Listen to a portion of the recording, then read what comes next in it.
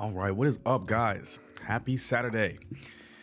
Whew. All right, if this is your first time here, guys, my name is Jay, and this is Jay Reacts. This is the second the second channel. My bad. The second channel where we do reaction videos to everything going on in this world. It can be travel, it can be about Africa, it could be about Pop the Balloon. Shout out to you guys if you're here from Pop the Balloon. And I do appreciate that. So Saturdays are typically reserved for travel reaction videos. So if you are here from Pop the Balloon, that stuff is kind of reserved for the week. But hey, you never know. If you request a video, I'll look at it. We can react to it together. And we already got Ingrid in the building. What's going on, Ingrid?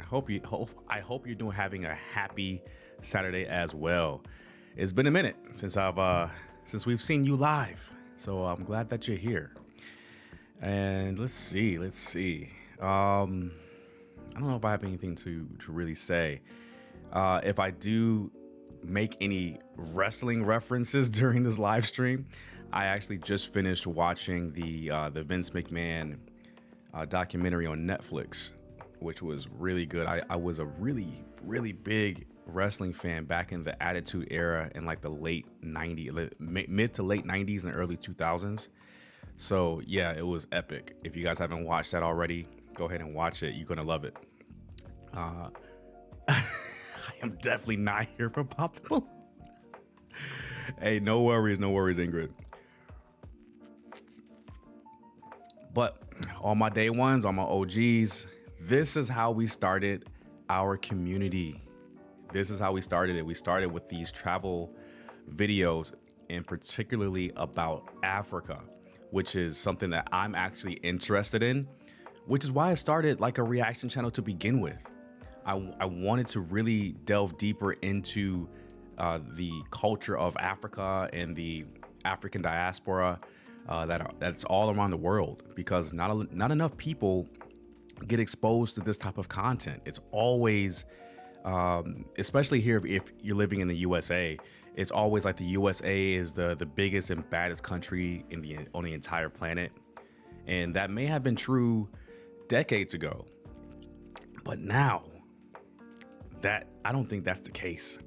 I think there are some countries, especially in Africa, that we are now discovering that they have much more oil than we do. They have diamonds, they have lithium, they have all of these resource-rich countries in Africa.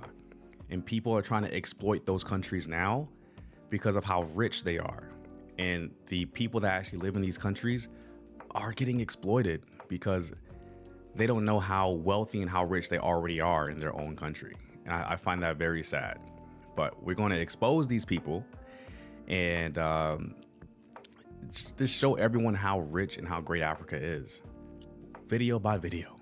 All right, let's dive into the first video. It's by Wode Maya, and it's something that I actually am very interested in because I have a buddy of mine that I went to college with who is actually married to a Nigerian woman, and they haven't had their Nigerian wedding yet, which is a requirement in the culture. So I'm super interested in a traditional, well, it says Ghanaian. It says Ghana meets Nigeria in a beautiful traditional wedding celebration. I wonder if it's like a Nigerian wedding or a Ghanaian wedding, but I'm interested in seeing both, right? Because I've seen like clips of like these weddings, and they like look really lit. So I want to see what the real culture represents in the wedding. So let's go ahead and react to this. Let me go ahead and turn off the music here. And shout out to you guys, man, for tuning in on this Saturday afternoon. You can be anywhere, but you're here today. I say Igbo Kwenu. Are you Igbo? Igbo Kwenu. It's Nigerian. Igbo Kwenu.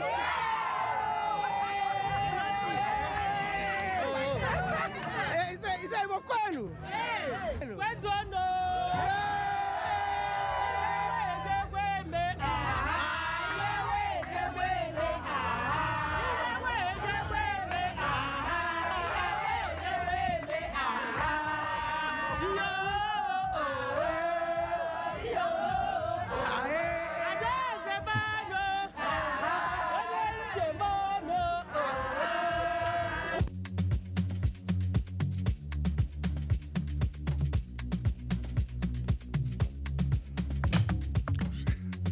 I'm finding it so hard to record this video. You know why? Because I'm in the airport. Guess which country that I am?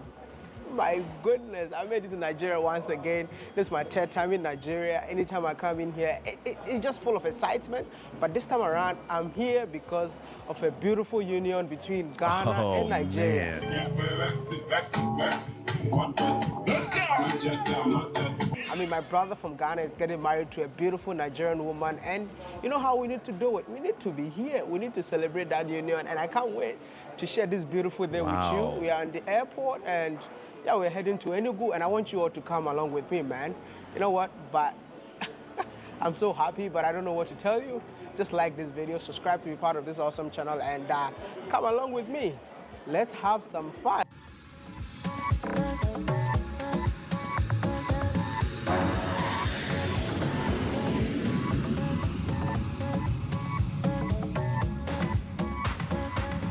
We just touched down in Enugu from Lagos. If you don't know what Enugu means, Enugu simply means on top of a hill or on top of a mountain. And this city is actually known to be the cold city, bro. I don't want to talk too much. Let's just go have some fun. First impression about Enugu is so green and clean. And why is it so clean? Apparently they got something that we call a general cleaning, where the entire city comes out to make sure that the city is clean. So I mean, from That's not the only country that has that. I think Rwanda has that same tradition. So you guys can kind of see, or at least view that, like, there are similarities in a lot of the African cultures where they just have a day in the week where they just clean their own city. And that makes total sense, man. They have it in Asia as well. And it's kind of peculiar. I don't think it's like a cultural thing. I just think it's like a human thing. Like, who wouldn't want to go out and clean their own city that they live in? It just makes total sense. 6 o'clock to 10 o'clock, cars are not supposed to move. So as you can see, just few cars on the road, just because people are busy cleaning. I think the last time I was here, also, I mean, on Sundays, the entire city comes out together. Is it Saturday or Sunday? Can't remember the exact date, but the entire city comes out together to exercise.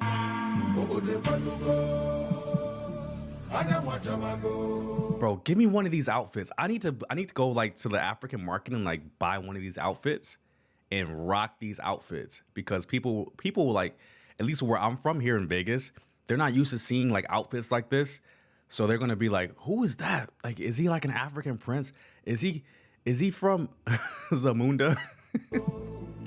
Crazy. So what's gonna happen right now is that we're gonna drive to the location, and as we approach the location, that's why I'm gonna get dressed, because I don't wanna, I mean, put on the clothes right now. As soon as I get closer, I will switch up. See, this guy has actually demonstrated that he's my brother, man. I dressed at the trunk of the car when I was getting married. Look at him, man, just right here. Oh, that's so dope. My goodness, that's a good one, man. Like I said, marriage is for women, not men. You know, for us, we can get ready anywhere, anytime, any day. That's true. The emperor, the conqueror, the champion, the lion is here. Oh, wow. You know, different buses, different cars in here, and all of us are gonna, because we are from Ghana, all of us, yeah, we are from Ghana, and we have to go and meet the Nigerian family. So what we're gonna do is that we're gonna drive from this location, because we all stayed in this hotel right here. So we're just gonna head to the bride's location, and that's where Wow. everything is gonna take place.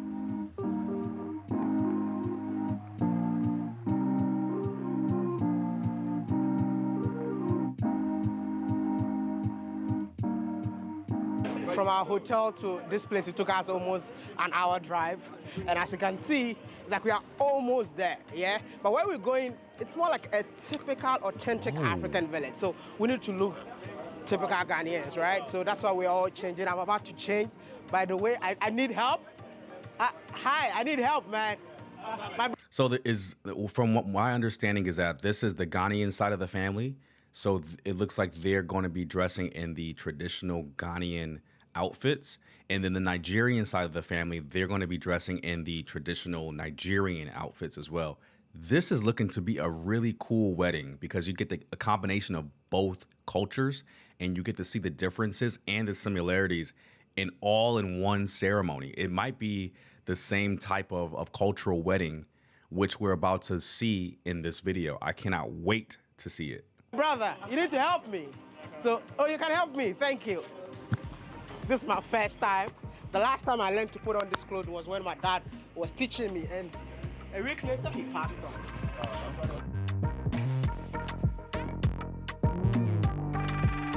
Wow, bro. Damn! Now I can say I'm from the Gold Coast because I'm drinking. Dude, I need to buy that.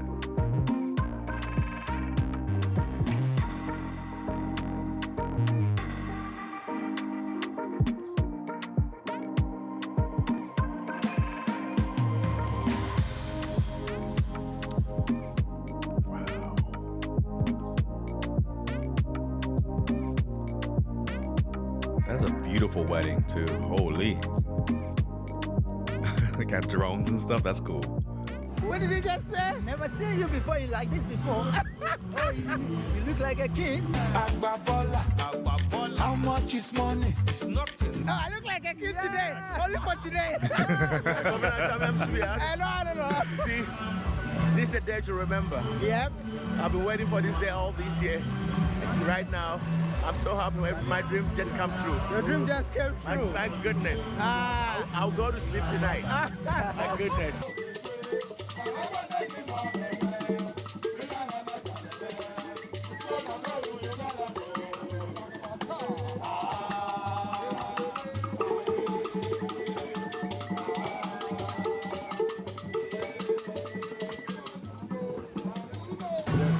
Aki Charles, Hi. you're really representing Ghana. Yeah, really? Yes, I'm representing Ghana. Yeah, that's As the president of the Ghana Tourism Federation, Okay. I have to be doing that around the world. okay. And this is just one of them. That's amazing. Wow. You brought Ghana to Nigeria. I have to. I have to bring Ghana down here. Exactly. Thank you. Everyone is saying this is their first time seeing me like this. How about you? Yeah. How about you? But let me tell you something, yeah? I have a chieftaincy in Nigeria. Wait. In the Igbo culture, they call Ingrid, most Jamaicans are from Ghana. I didn't know that. Where's that at? I mean, like, not where is that at, but how did you find that fact out? me one the number. And I don't know, I don't have any chieftaincy from Ghana, but I'll represent. And we're gonna combine both cultures together, and we're gonna have a great time in here. Come along with me. This is a Bright House, right? It's the same culture across the continent. So the actual traditional wedding takes place at the Bright House. So here we are. Come along with us, and I'm gonna share all the tiny little details with you all. I'm super excited, bro.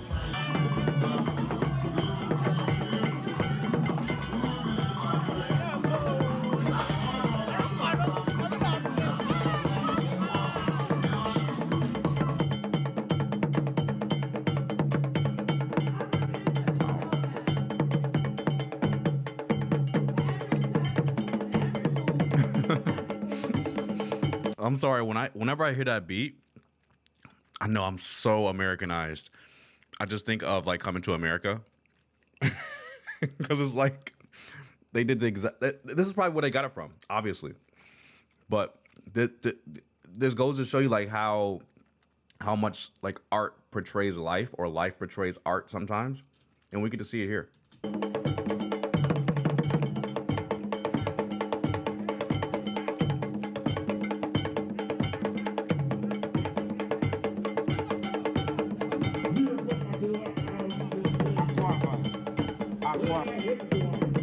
Wow. We got rosé. That's where Usher. They got a rosé on the table. Y'all see that? Oh, man. They are eating good and drinking good. Yo, this wedding looks like it cost a fortune. Look how beautiful. Those are real flowers. Like everything is like authentic. They didn't like cut corners anywhere. Like it looks like a legit. They spent a fortune on this wedding. Holy. That's where ushered in. We got welcomed with the Igbo traditional culture.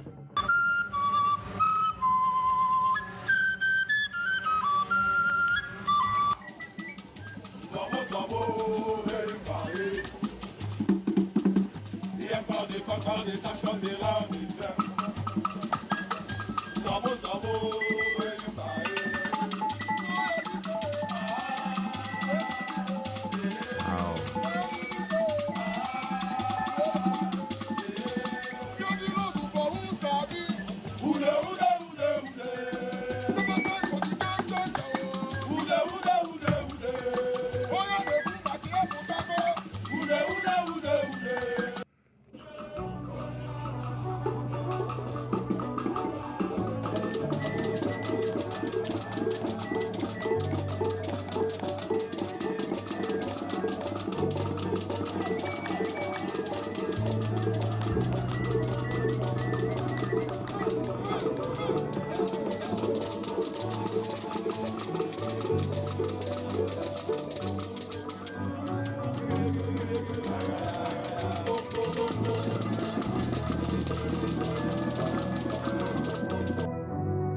So right after the welcome of the groom, the lady makes her first appearance where she comes and dances with her bridesmaids for the introduction. Damn.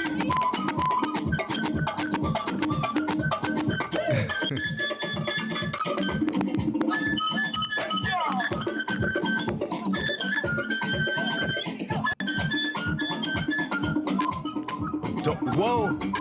Hey, yo, I would never have a drone flying that low at my wedding, because if you guys have ever like owned a drone or anything, like if those drones like hit you in the head or like hit somebody, those blades are spinning so fast they can literally cut you. Like I've been cut by my drone on like my hand before, and it was like bleeding profusely, and that was just on my hand. Can you imagine if that drone that's flying around that you guys just saw right there, if that drone like hits somebody, it's a wrap for that wedding, because that person has to be taken to the hospital, man. I promise you. Oh no, bro.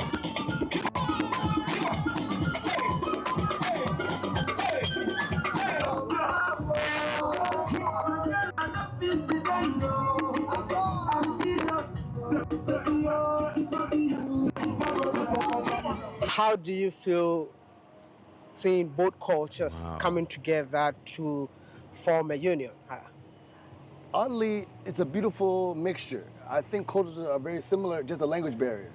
We all have the same experiences as eating kola nut, eating different traditional foods as we're walking in to marriage parties. Seeing Nigeria and Ghana come together is a different experience altogether, but there's a sense of home in this country.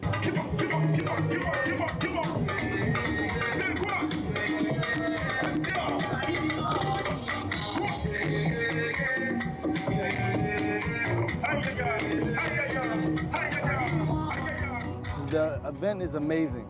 Seeing the Igbo and Ashanti culture coming together live and experiencing all the dancing, all the food. I think it's called Iyon and the agege bread and the beans and all the stuff that we had tonight. It was a great experience. I loved every minute about it.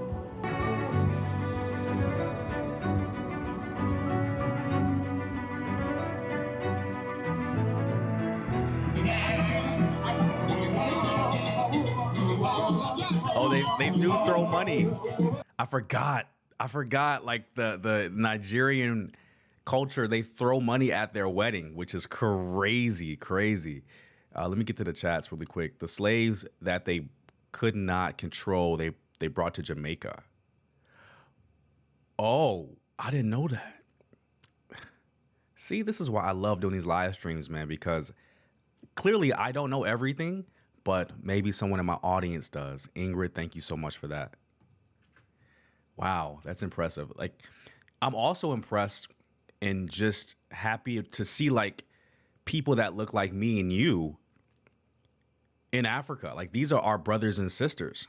And I'm so glad that we get a chance to see like where we all actually came from. This is awesome, bro.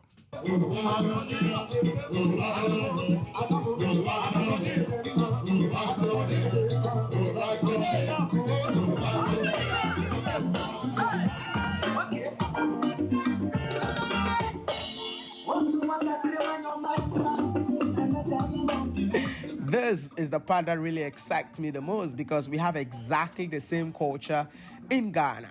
What is that? I mean, as soon as the bride makes a second entrance, the family of the bride gives her a cup of Second wine entrance. to go give the husband to be. That's quite interesting, right?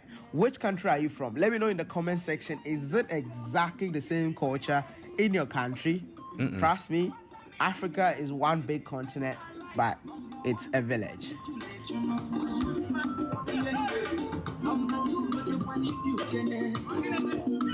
This is incredible, man.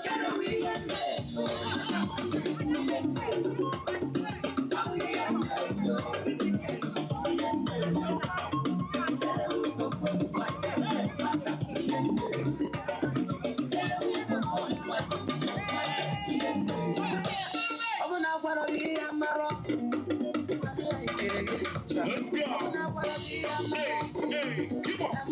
Let's go, come on.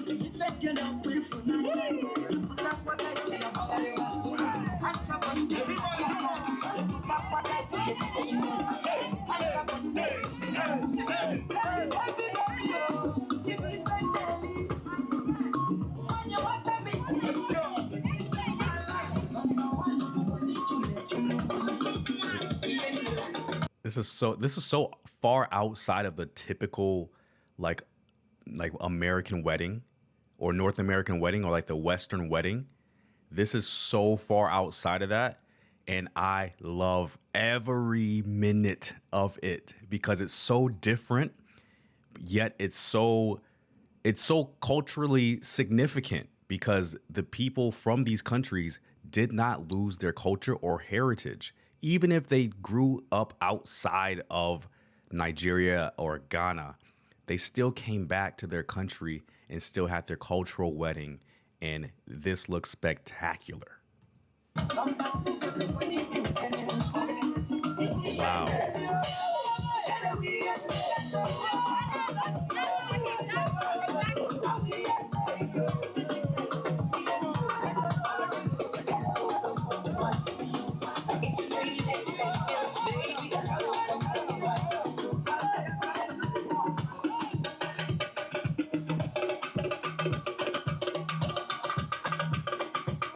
Let's go.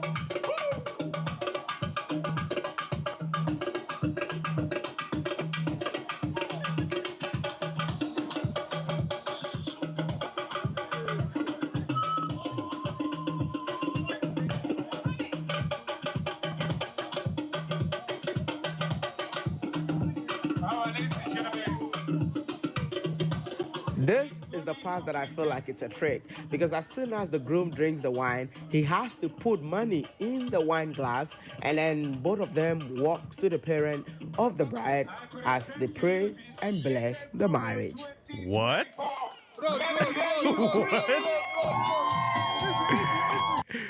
He said, one of Maya said, this is the part that he thinks is a trick. I mean, if that's the culture, that's the culture, you know, like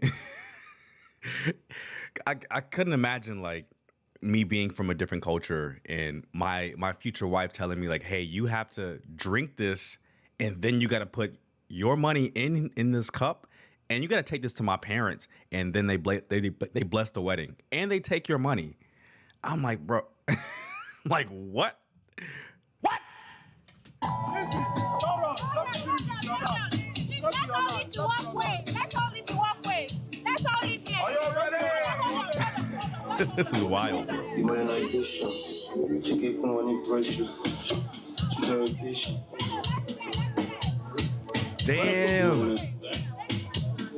That's so much money. I need you to sing with me. Oh my God. Let's go. Come on. Hey. Everybody keep on saying. She's just like, Hey. like, bro. Yo. Wow, that's so much money. Let's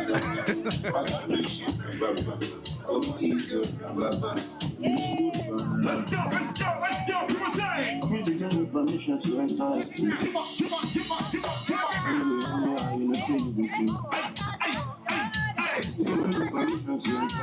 Everybody, let's see energy right now. Let's see energy.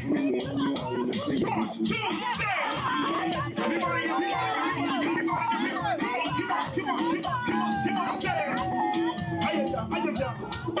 let's go.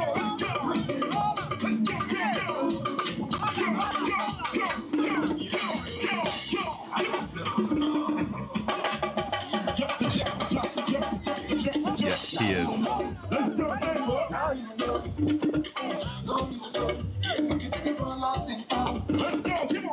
Hey, this is lit.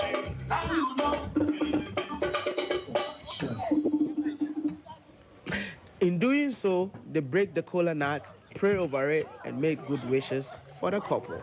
Such a beautiful African tradition.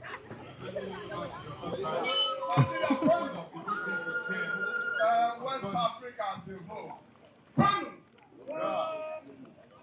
Please, I will sit down and do the necessary thing, attending the corner breaking.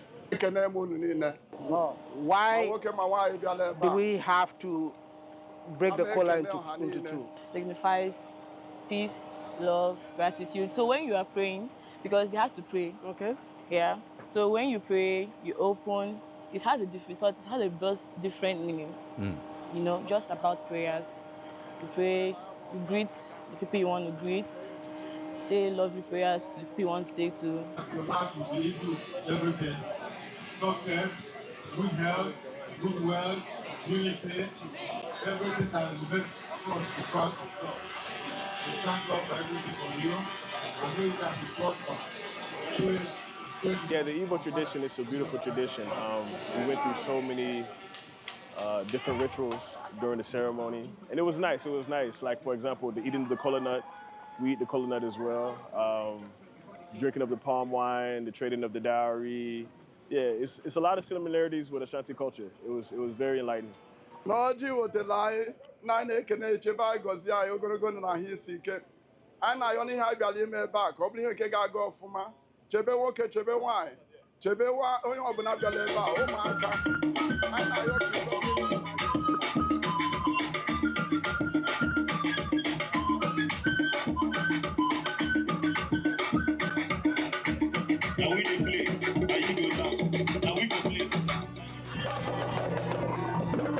They still got money to throw, bro. Oh my goodness, that's so much money.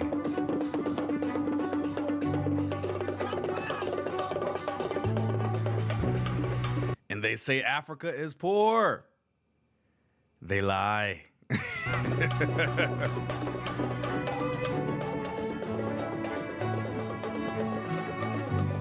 How are you feeling today?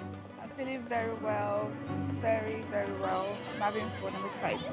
Oh, you're having fun. Yes. I mean, this is a Ghana-Niger wedding, and you're representing Nigeria. Have you been to any wedding like this before? No. And it's really exciting, trust me, because to actually see the rich blend of the Nigerian and the Ghanaian culture, and it's giving. We ate Nigerian jollof yesterday. And you can agree that it's actually better. It actually tastes better, right? I'm in Nigeria, so I can't fight. Yes, let's keep it that way.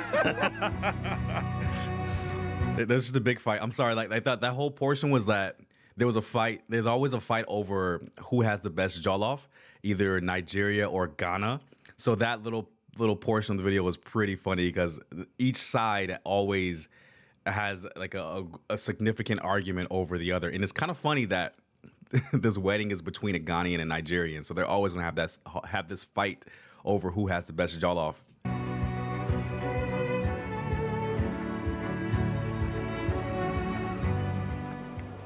Yeah, I feel so excited today. Today is my sister's wedding, and it's so all beautiful. The event here is even beyond our expectations.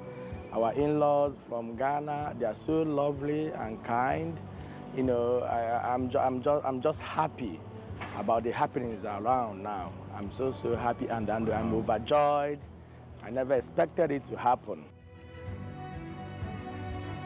Damn. Honestly, I'm sorry I keep pausing the dang on video. My apologies, guys. But this really kind of shows us, at least this audience here, that we used to be kings and queens, like way back in the day before colonization. Like this part of our culture in Africa, in Ghana and Nigeria, this goes to show you, like, this is the way we actually used to dress before colonization. And we honestly used to be kings and queens. And this is how we used to dress. Like, look at this. Happen. Look at this. This looks like a queen and people that actually serve the queen. Like, this is royalty. And I think we need to get back to this, man. We need to stop like submitting to the colonizers, you know, and go back to dressing like this. I would love to find like a shop or like a clothing store that actually has garments like this. I would actually wear them like on a daily basis. This is incredible.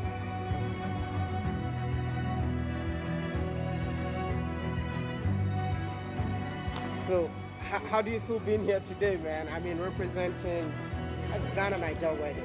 Yeah, I was representing for my motherland. You know, Ghana Niger, every day we are fighting over something. So today, Ghana Jollof is winning, Ghanaian music is winning, everything Ghanaian 100.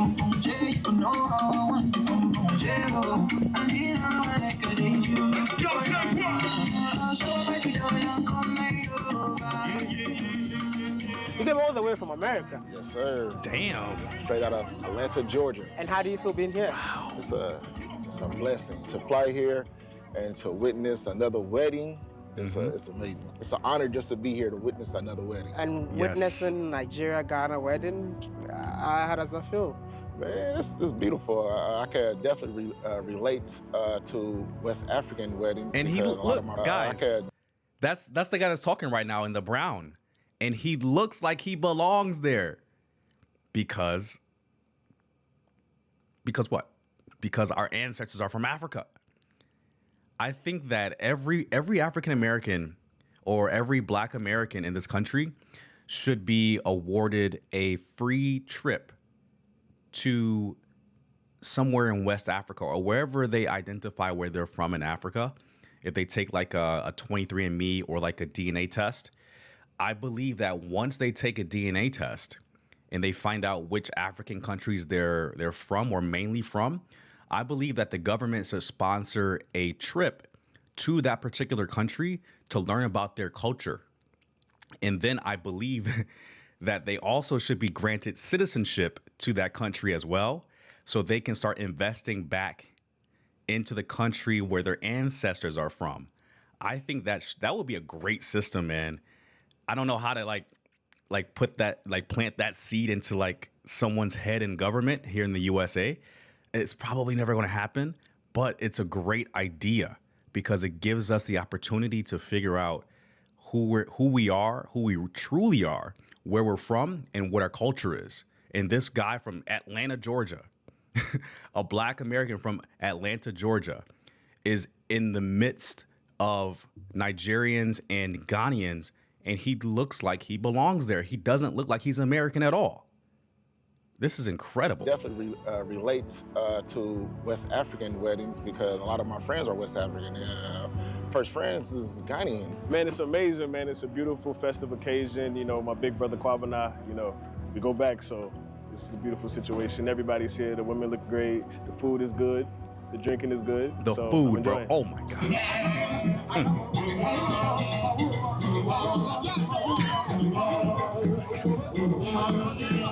Okay, our final message for our brother and our sister is always keep God first, pray. Remember that you have a family that's rooting for you, behind you whenever you need help. Reach out to them. Try to keep your business just between you two. And, you know, have fun, enjoy marriage, continue to date, and, you know, just keep loving each other. And y'all make it really, really far. I also like to say, you know, communication is key. And also we're waiting on the little ones as well. Be fruitful. Yes, be fruitful. And I want to shout it together. KUWTK24. They will cut the cake. Ready? Go. KUWTK24. So you shout together. Wait 1 minute. Ingrid, you've never had jollof rice. That is a crime. You should go, like, after this live stream, of course, go get some. I don't know if you can have some delivered or get some on your own. Jollof rice is life. Whether it's from like a Nigerian or a Ghanaian, it is life. And I believe that you are missing out, and you should go do yourself a favor and get some jollof rice. It is so good. Get some like some jerk chicken with it too. Oh my God. And then you mix it. Oh my God. You guys can tell I got a big back, man. Yeah, definitely the way that they dress is amazing. I would definitely purchase some clothing if I could. Seriously, it is a crime. Yes, please go try some. Please, it's so good. 1, 2, 3, go. KUWTA24. Don't get it twisted, love is a beautiful thing. It's Don Jazzy again. Golden days drifting far away. Light is leaving town. Colors fade, but I'm thinking we stay just for a little while. Sorry, y'all. Let's lose track of time. Darling, stay for a little longer while I hold your time away. So just rest your head upon my shoulder. All right, man.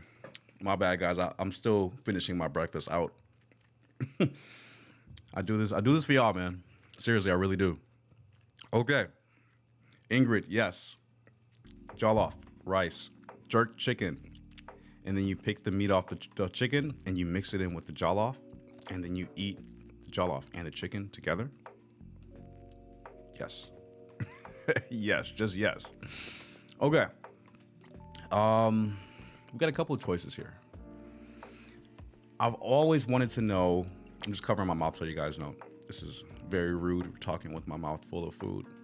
But I've always wanted to know what the life is like for a president on the continent or from the continent.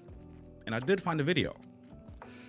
It is South Africa's president, and it's titled Inside the Life of South Africa's President. I want to know if it's like super luxurious. They probably have a private jet. I want to know. I want to see what royalty actually lives like. Let's find out together. And let's stop the music. And let's react. Have you ever wondered what it was like to live like a president? Not the kind that's mean and bossy, but one worth looking up to. President Cyril Ramaphosa of South Africa is an excellent example of everyone's favorite leader who lives a luxurious lifestyle. If you are curious about this, watch this video to look inside the lavish life of the South African president. Early life and education. Cyril Ramaphosa was born in 1952 to Samuel Ramaphosa, a retired policeman, and his wife, Erdmuth. His father had an important job and could afford to send him and his siblings to school. The family initially lived in the old Western Native Township before moving to Soweto, where Cyril began his education. He attended Chilidzi Primary School, and his high school years were completed at Mfafuli High School in Sabasa, Venda, in 1971. Wow. Cyril wanted to become a lawyer, and maybe his dad's work in law enforcement motivated him. He completed his studies in law at the University of South Africa. Upon joining the school, he dove headfirst into student politics. Desiring to make his impact felt, he joined the South African student organization known as SASO, where he could champion the cause of his fellow students. Wow, he also dude. participated in the Black People's Convention to fight against unfair rules in South Africa. He fought for justice by day and, well, by night. There was never a downtime in the struggle against oppression. This part of his life was hard, and so was it for others in South Africa. He was one of the brave people who wanted to fight against unfair treatment. things got very scary and dangerous. People began to protest and got arrested for speaking out. He was once jailed for 11 full months in 1974 because he was caught protesting after the government had banned any form of protest in the country. He was treated like a terrorist under the Ooh. So that's being arrested for like protesting. It's kind of crazy to think about as an American citizen, because we have that right protected in the Constitution. And seeing a country that doesn't have that written into their Constitution and being arrested for protesting, something that we naturally do here in the USA, it is kind of mind-blowing, because we kind of take those things for granted here living in the USA, being able to speak out against our government, being able to protest things that are unfair to the people, the right to bear arms, the right to, have weapons. We honestly take this stuff for granted because we haven't seen firsthand like these injustices to people where we can't speak out against it without being arrested.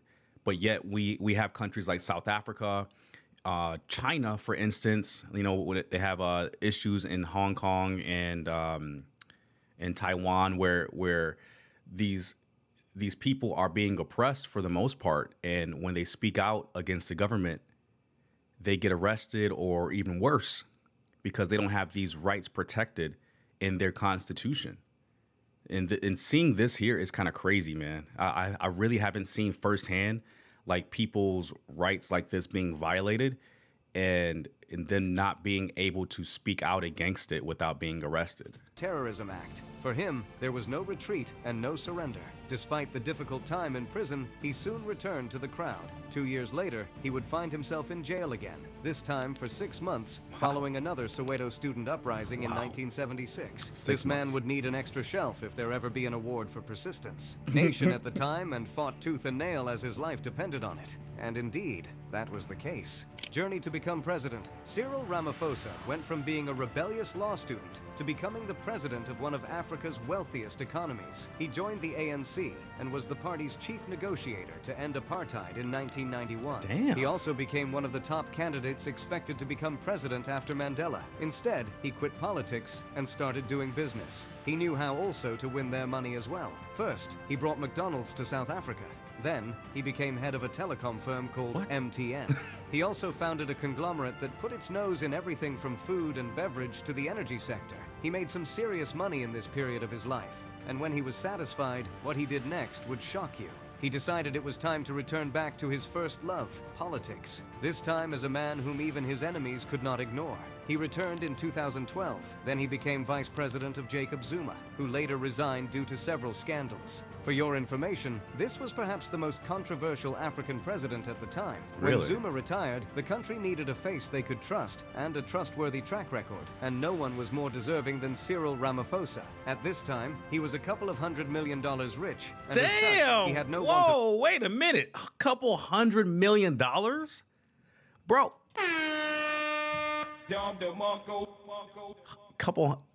You can't just let that just go by like that. You can't say it and just let it go by. That is very difficult to do.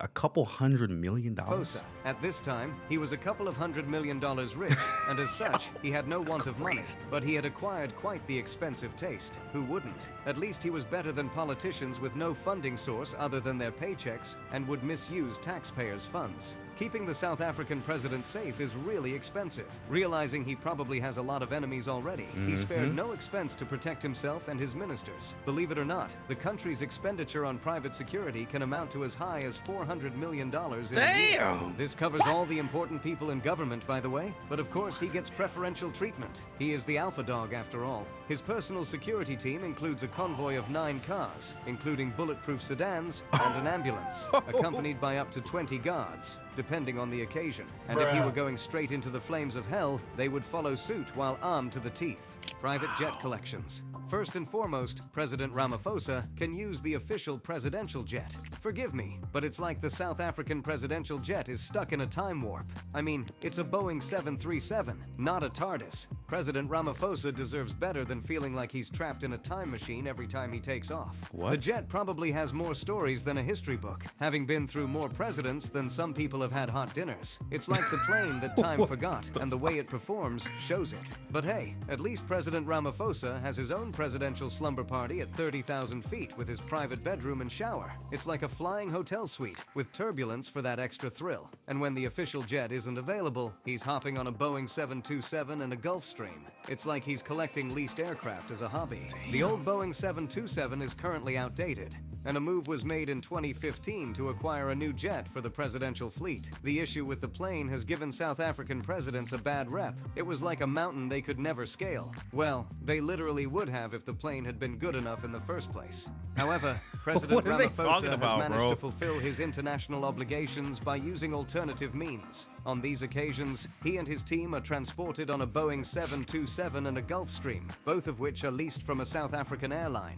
Then there's the Cessna Citation Sovereign, the party jet of the presidential fleet. With its club seats and refreshment center, it's probably where the president hosts his high-altitude festivities. And I won't forget the Embraer Lineage 1000, the backup jet leased from South African Airways. How many jets does he have? These arrangements are often the go-to solutions when the official aircraft is unavailable. The president's travel arrangements are often juggling leased planes and a vintage jet older than some rock bands. But hey, at least it's never a dull flight for President Ramaphosa. Car collection. President Cyril Ramaphosa has had a sterling career, and with that came a rather impressive taste for luxury, especially in cars. The very best vehicle in his garage is the armored BMW 7 Series. Suppose you heard the president will be in a place, and you happen to get there early. In that case, you'd probably see him arrive in a high-performance vehicle that, while built for security, is quite beautiful, like a luxury sports tank. This car costs about $80,000, but it was made custom fit for driving around the political head of the country, and this cost an extra $20,000, which puts the car's total worth at more than $100,000. It is hard not to see why the president loves the vehicle. It has the new 14.9 infotainment touchscreen and curved display introduced in the BMW iX. There aren't many physical buttons to press, as you have almost everything on the screen. You can regulate the audio, navigation, and more with a tap on the screen. It also has a much improved voice activation system, a personal assistant, and a heat comfort package that provides a heated steering wheel and generates warmth in the car. This is one of many BMWs in his lot. He also owns a BMW X3 M40i, an SUV that costs about $60,000. The car has the latest advanced driving technology, probably more than the first spaceship that landed on the moon. President Ramaphosa also owns a Mercedes-Benz C63 AMG, mainly applauded for its firm seat and strong support for the back across long journeys. Another exciting thing you want to enjoy when in the driving seat is the driving mode options that the car boasts while cruising on a fast lane. It also has a All right, this is a no. I think this guy has something against private jets. Whoever this is, it's such. Yeah, this is hilarious. This narration is hilarious. I'm ending it there, man. That's kind of crazy. But like before he kind of went off on like a tangent about like talking about the private jets, just seeing like the history of the president of South Africa was quite insane. And he kind of just started from politics, left politics, made a whole bunch of money, and then came back to it and didn't need additional funding from taxpayers. He just did it out of his own money. And I'm like, dude, this is the guy. This is the good guy. I think is he still president? Hey, Siri, who is the president of South Africa right now? Matamala Cyril Ramaphosa is the president of South Africa. Yeah, so he's still president of South Africa. So that's awesome, and he seems like a really great guy with a really great history of fighting for what's right for the people. So I'm glad that he is in power. So, what time is it? All right, I think we've been live for like almost an hour. I think we got time for maybe one or two more videos. I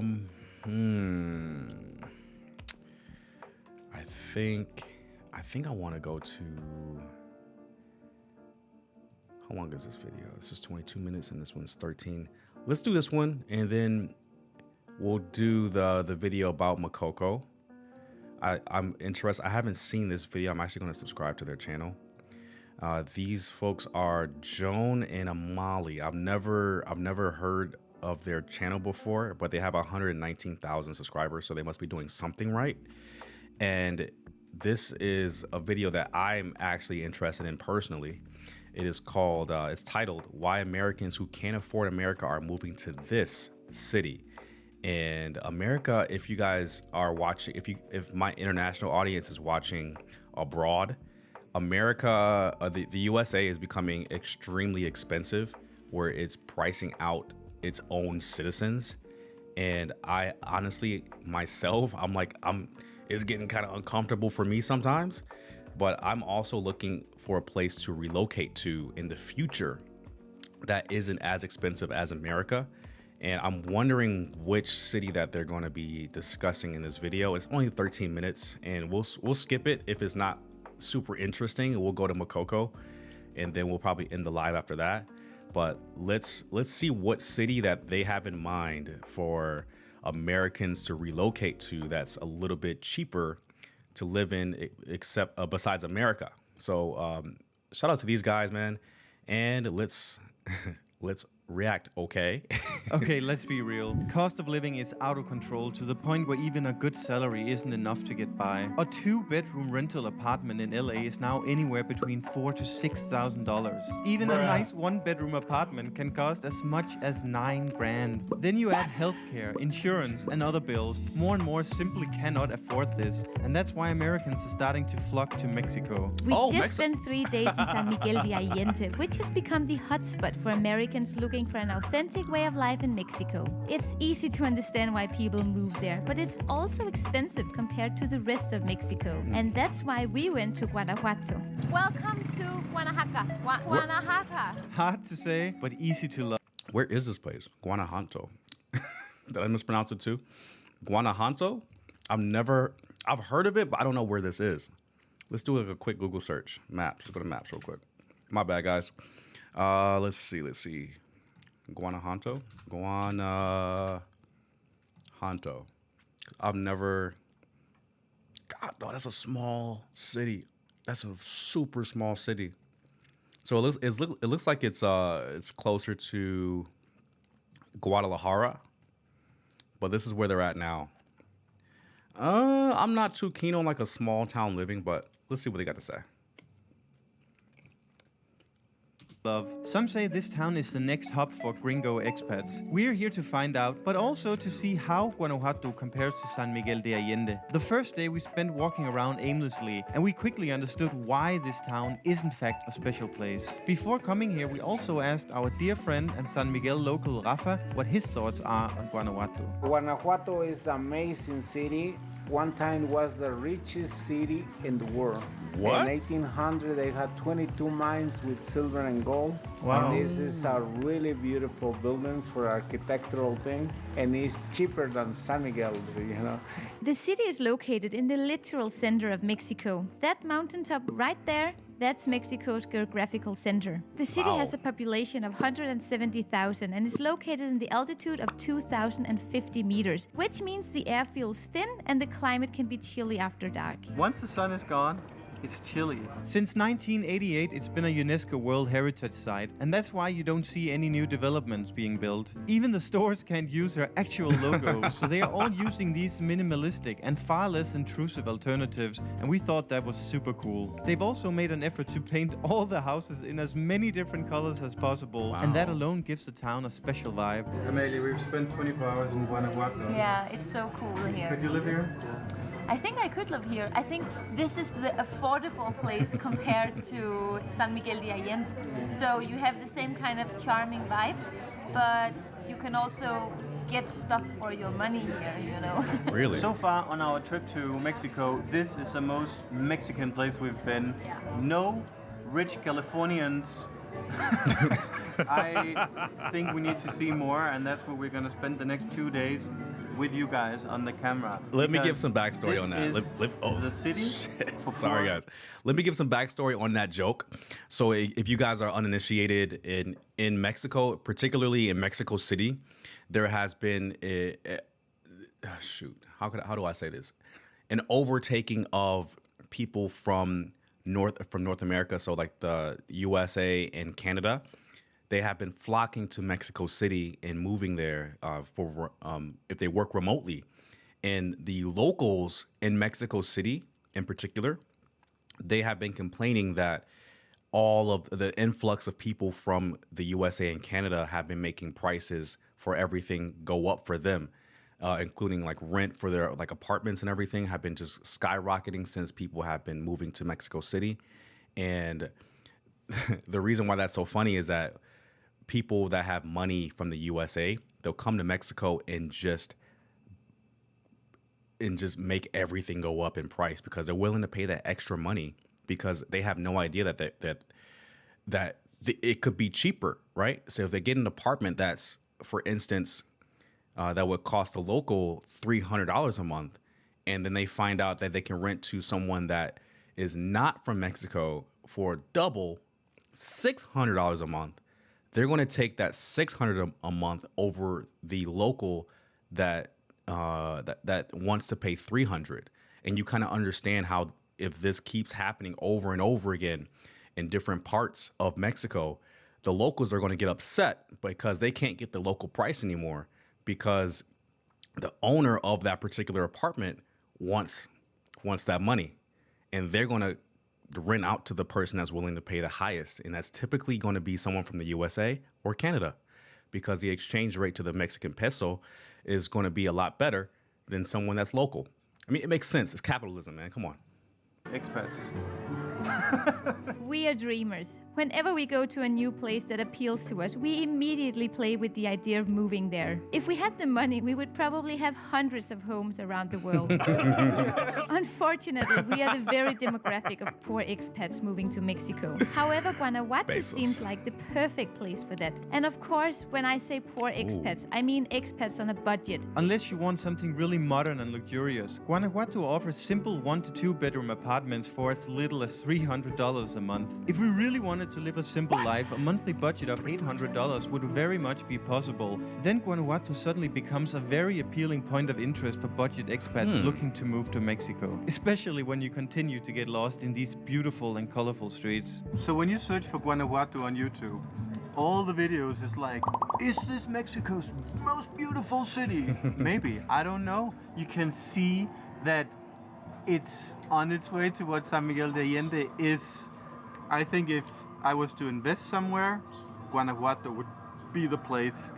And although the fact that they have these kind of places where you can have healthy food, that's the #1 sign that expats are finding out about this place. Oh, shit. I mean, we're having this flavor-packed lunch here with a ginger shot and water, and it's gonna be less than 500 pesos. It is very cheap here. When we walk around the stores, we can see that we are not getting gringo prices, we're getting Mexican prices. And Amalie, she already bought a few souvenirs. We're even staying at a hotel where we're paying 40 euros per night, including breakfast. We booked this hotel because of its nice ratings on booking.com. Anything above 9.3 usually means it's excellent. It's not 6 senses, but it is decent. Yeah. You even have your own shower.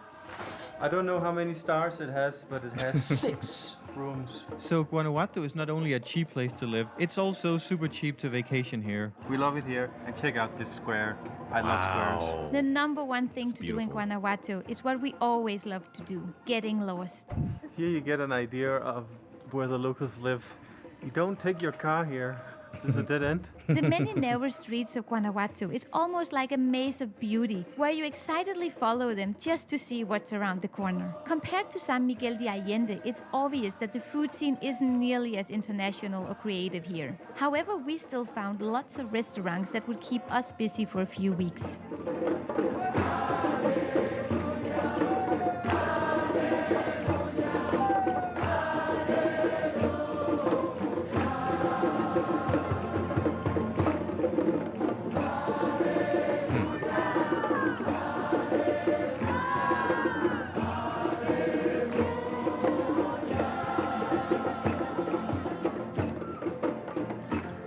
that's you know, so when pretty. you read about traveling around in Mexico, one of the things every tour guide says is that this is the land of magical cities.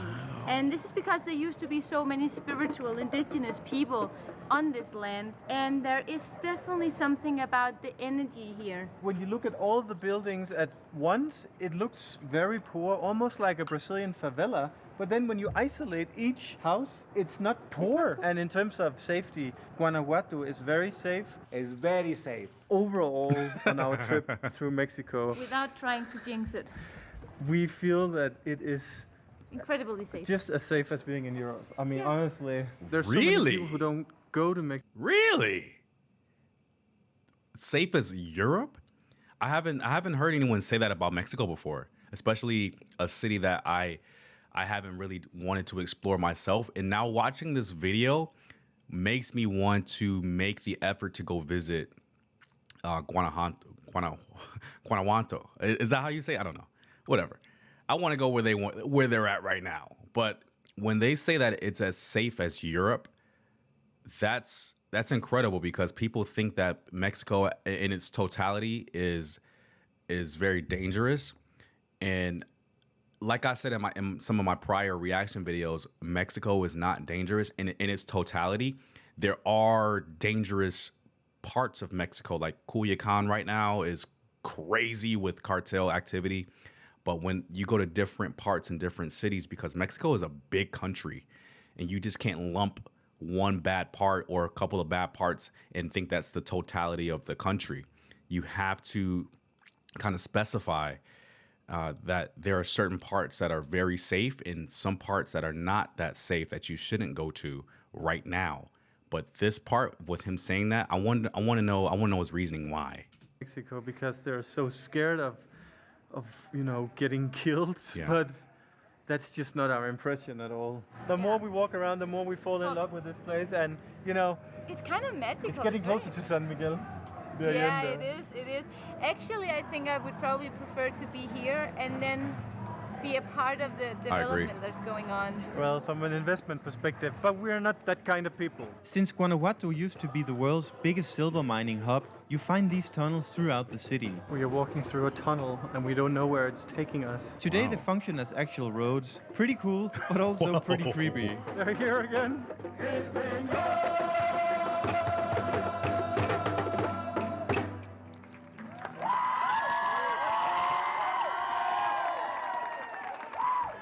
It's really hard to be in a bad mood when you walk the streets of Guanajuato. The atmosphere is so happy and chill, and there are street performers everywhere, and good ones. We're moving here. It's official. She's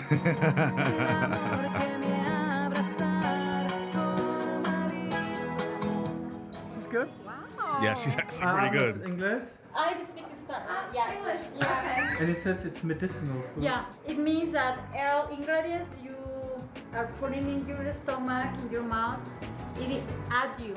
Oh my god, Amelia, there's a book, Thyroid Healing. Amelia recently had a stem cell treatment for her autoimmune disorder here in Mexico. So we Really? were making an effort to cut down on greasy tacos. That's why we found this cute little place, which in a way perfectly sums up Guanajuato. Small, cute, warm, friendly, and quirky. This tastes amazing, and it's just 100% natural and organic.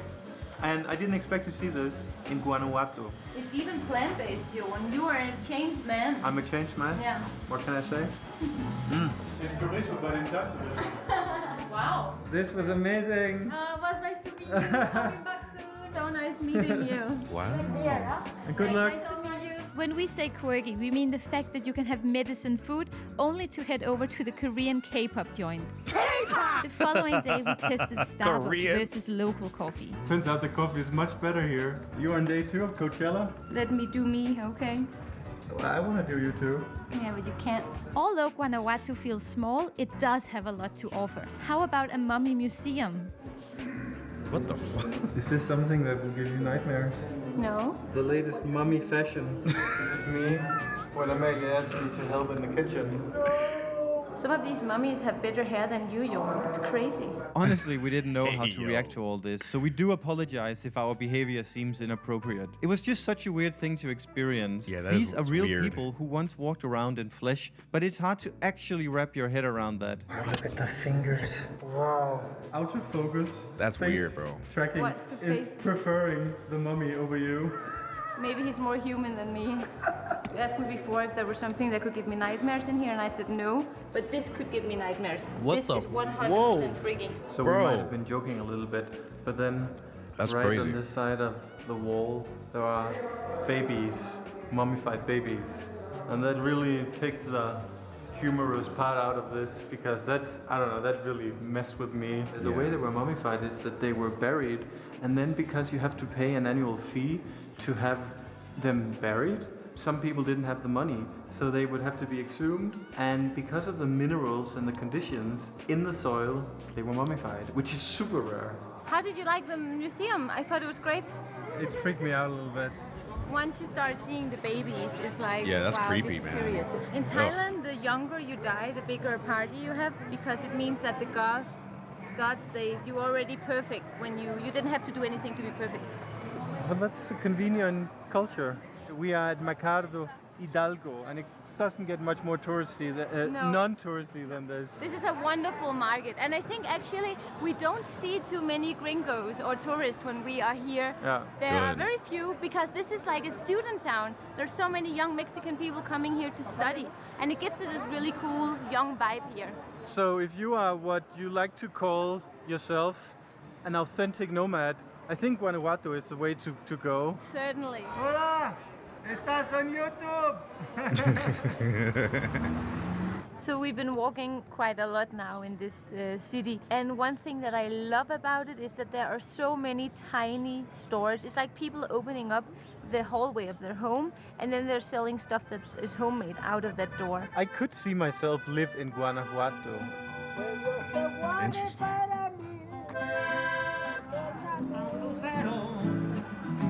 De Alto Cedro voy para Marcané, y de Guapueto voy para Mayay.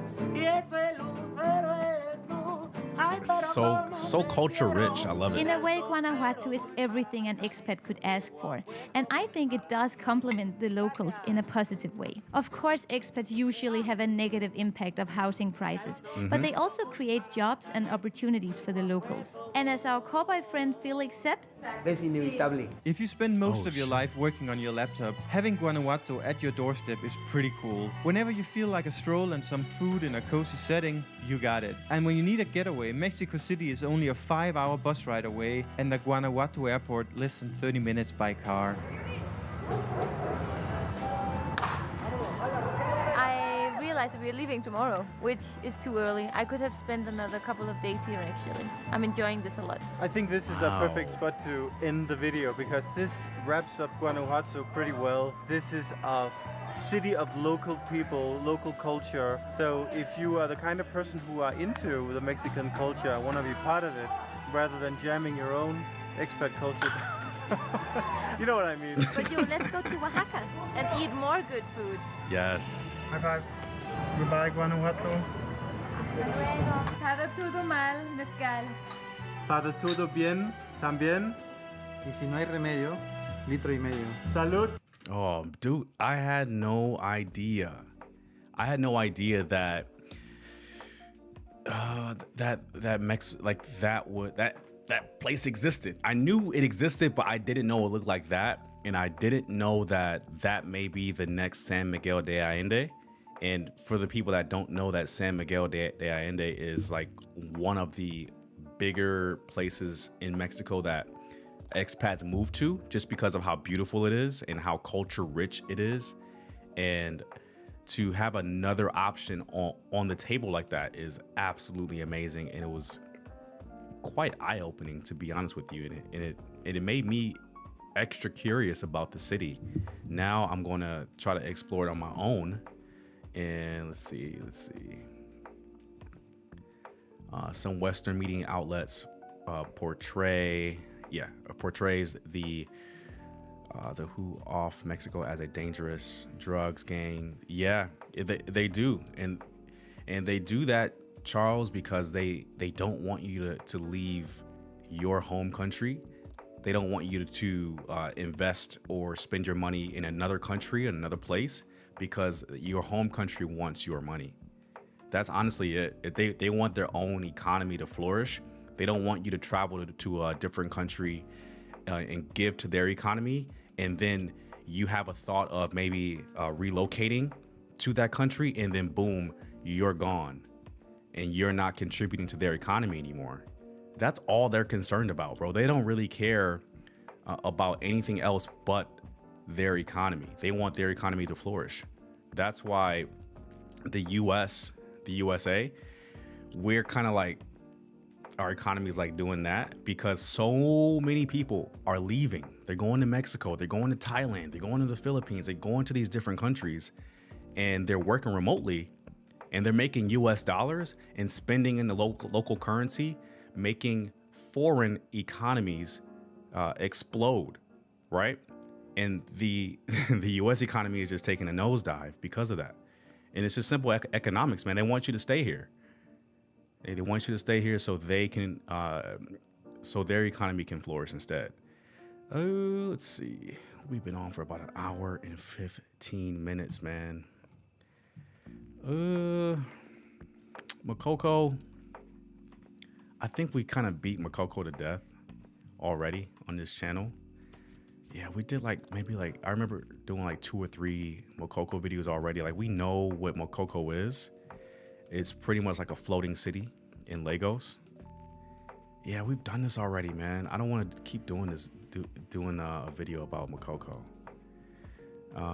Yeah, so I appreciate you guys coming on to the live, and I want to let you guys know that the main channel, Tripping with Jay, just got remonetized on YouTube. Yeah, so let me explain.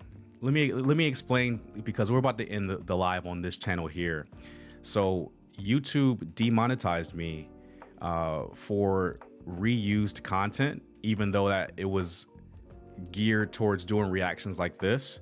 So when I got demonetized on YouTube, they gave me a chance to appeal, and I appealed. I showed them hey, I'm just not straight up just sitting there watching it and just letting someone else's video play. I'm not ripping other people's content off just straight up. I'm actually pausing here and there, adding my own commentary, adding facts that I know about a particular country, and kind of adding my own little twist to it sometimes. And my first appeal was denied, and they allowed me to kind of reapply 3 months from that point in that period. And I had to take down all of my reaction videos from the Tripping with Jay channel.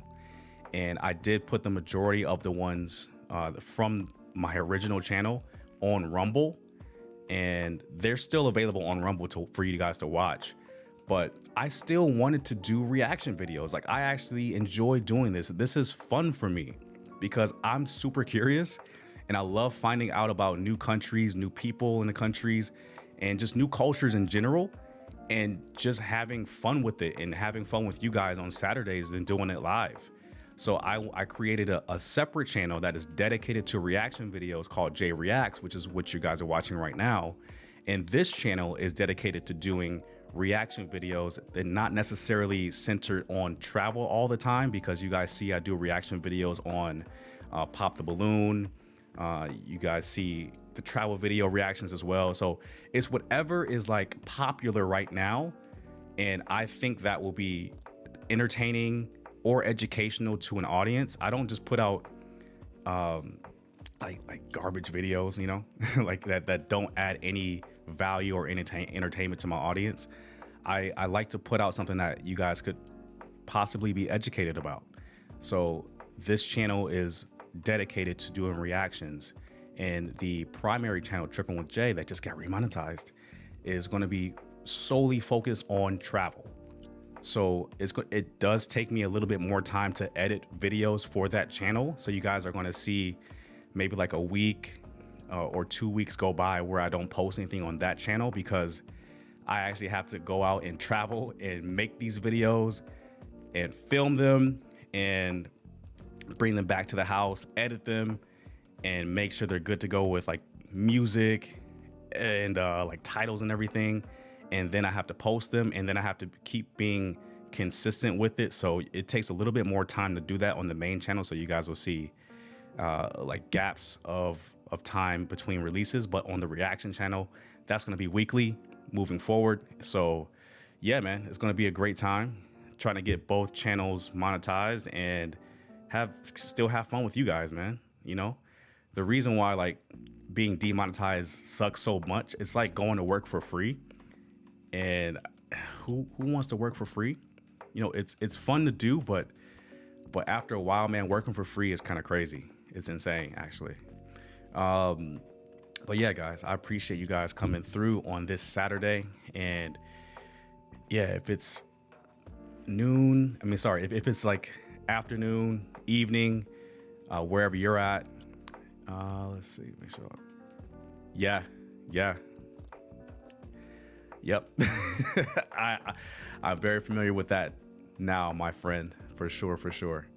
Yeah, I don't think I'm going to run into any of those issues moving forward. I know how to kind of dance around that line nowadays. But yeah, I really do appreciate you guys tuning in on this Saturday. Have a great rest of your weekend, guys, and I'll see you next week.